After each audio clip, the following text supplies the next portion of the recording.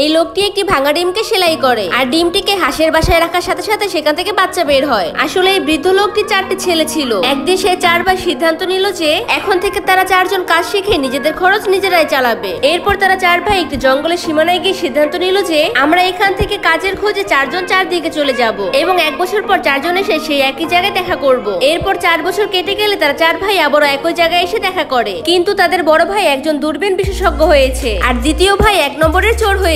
তৃতীয় জন ছিল একজন শিকারী আর চতুর্থ জন ছিল একজন দক্ষ দর্জি। এরপর 4 ভাই একসঙ্গে মিলিত হয়ে বাড়ি ফিরে আসে। তখন তাদের বাবা সিদ্ধান্ত নিলেন যে এখন তাদের 4 ভাইয়ের দক্ষতা পরীক্ষা করবেন। এই কথা শুনে তার বড় ছেলে দূরবীনটিকে হাতে তুলে নিল এবং জঙ্গলের গভীরে একটি স্বর্ণের হাঁস দেখতে পেল, যা দেখে দ্বিতীয় ছেলে জঙ্গলের ভিতরে হাঁসের কাছে চলে গেল আর হাঁসের স্বর্ণের ডিমগুলো চুরি করে সেখানে নকল ডিম রেখে দিল। এরপর সেই ডিমগুলোকে নিয়ে এসে তার বাবার কাছে দিল। তখন তার বাবা সেই ডিমগুলোকে নিয়ে টেবিলের 4 কোণায় রেখে দিল। এরপর তৃতীয় ছেলে এসে তার বন্দুক দিয়ে সবগুলো ডিমকে মাঝখান থেকে গুলি করে সমান ভাগে ভাগ করে ফেললো। অবশেষে এখন চতুর্থ ছেলের পালা। তখন সে তার সুই আর সুতোকে তুলে নেয়। এরপর সবগুলো ভাঙা ডিমকে এক এক করে সেলাই করতে শুরু করে, কিন্তু সব ডিম সেলাই করার সাথে সাথে বাবা আবার দ্বিতীয় ছেলের হাতে তা তুলে দেয়। এরপর তৃতীয় ছেলে চুপি চুপি সেই ডিমগুলোকে হাঁসের বাসার মধ্যে রেখে দেয়। কিন্তু সব থেকে আশ্চর্যের বিষয় ছিল যে তখন সেই ভাঙা ডিম থেকে হাঁসের বাচ্চা বের হয়। ঠিক তখনই সেই মুহূর্তে খবর এলো যে সেই রাজ্যের রাজার মেয়ে অদৃশ্য হয়ে গিয়েছে। সেই কথা শুনে তখনই বড় ছেলে তার দূরবীন দিয়ে দেখতে পেল যে একটি শয়তান ড্রাগন রাজকন্যাকে নিয়ে গিয়েছে, যা দেখে তখনই 4 ভাই রাজার কাছে চলে গেল এবং যে বলল মহারাজ আমরা 4 ভাই রাজকন্যাকে ফিরিয়ে আনবো। এরপর তারা মহারাজের কাছে একটি নৌকা চাইলেন। নৌকা পাওয়ার সাথে সাথে তারা নৌকাটিকে নিয়ে বের হয়ে পড়লো। এরপর মাঝ নদীতে গিয়ে তারা পরিকল্পনা করলো যে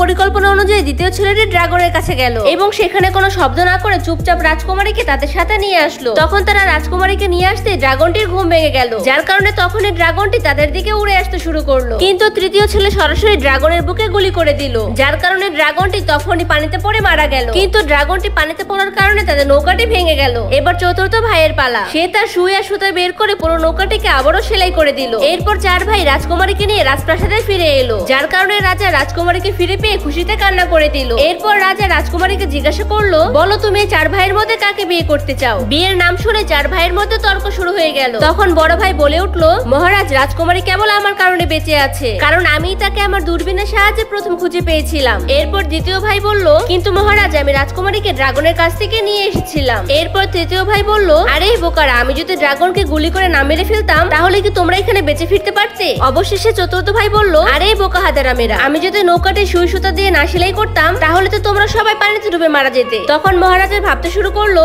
আমি যদি আমার রাজকন্যাকে 4 জনের সাথে বিয়ে দেই তাহলে আমার রাজকন্যা বেঁচে থাকবে না। এরপর রাজা তার রাজ্যকে 4 ভাগ করে 4 ভাইয়ের মধ্যে সমানভাবে ভাগ করে দিলেন।